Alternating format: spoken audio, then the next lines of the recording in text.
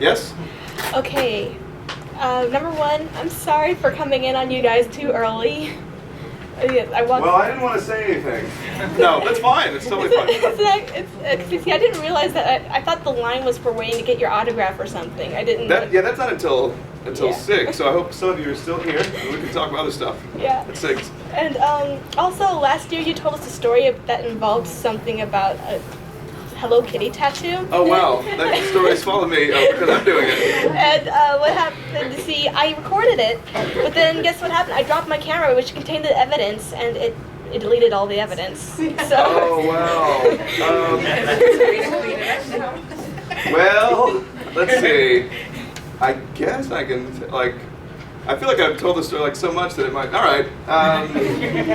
The story is about a question I get at cons a lot is have you ever had any weird fan stories or weird con stories? And luckily, no, not really. But there is one, and that was when I first started doing I'm doing more conventions now because I really look at me, I'm in Alaska. You're just it's so exotic.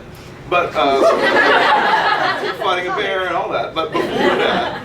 I did just a few cons here and there. It was 2006 or 7, I think, and I was in a city that I won't name because it's the only con in that city. But so it was my birthday. It was happening in the fall, and they took me out for dinner.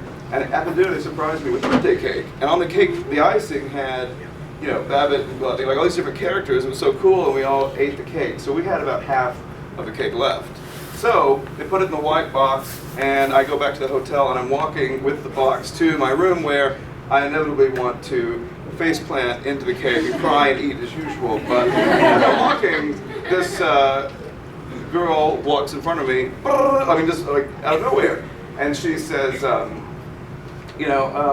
I said hi. She said, yeah, I have a favorite anime character, and I said, yeah, well, you're in the right place. And she said, I like to keep my favorite anime character really close to my body. It's not operational. And as she's talking, the cake's getting heavier and heavier. And she said, do you want to see what I'm talking about? And before I can say no, it's like the Matrix, no. And then before I know what's happening, she's turned around and dropped her pants, and there I am staring face to face. She's cracking a smile with purple Hello Kitty underwear, and I'm looking at a lot of purple real estate, and I'm just in my head I'm just and then she turns around and she's kind of out of breath and red faced, I think this was a big moment for her. I think she proved something to herself that I don't want to talk about. Who knows?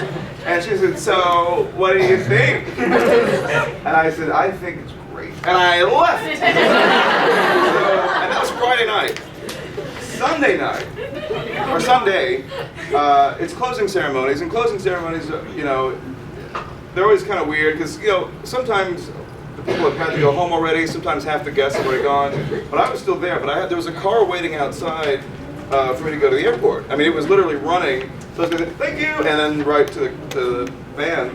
So, thank you. I walk off stage, and it's a room bigger and more crowded than this as people are filing out from closing ceremonies. And I'm walking, and remember me? I think I do.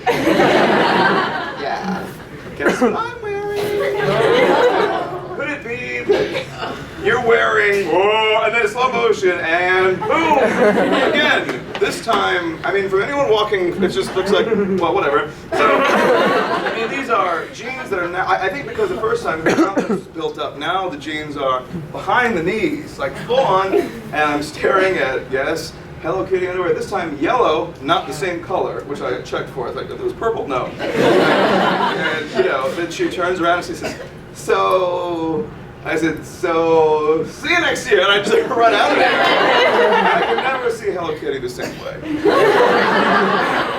And there are a lot of people, a lot of people love Hello Kitty, but for me it's a scarring event.